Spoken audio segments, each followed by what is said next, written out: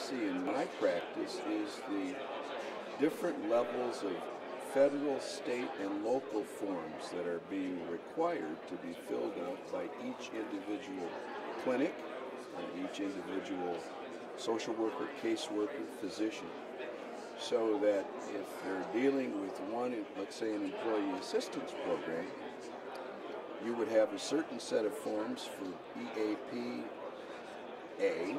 and a whole different set of forms for EAP-B. Add on top of that your county, your local, your own internal.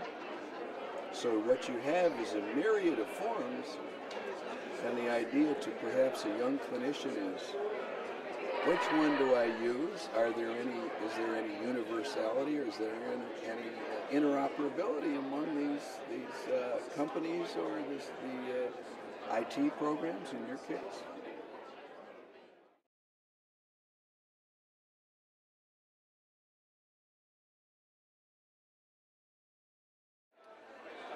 The role of technology in my business is very important. We started some 18 years ago systematically implementing technology. Employees were initially fearful of it because they had the concept that technology would cost them their jobs, and I assured them that was not the case. But what it has allowed us to do is to be much more efficient without having to hire a lot of staff that would be classified as overhead.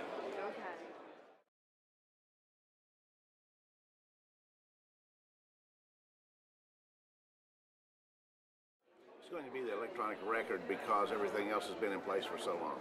Okay. Okay. I would have said to you, it would have been your accounts receivable, it would have been the ability to bill different providers. 3 years ago, 5 years ago, I would have said that to you.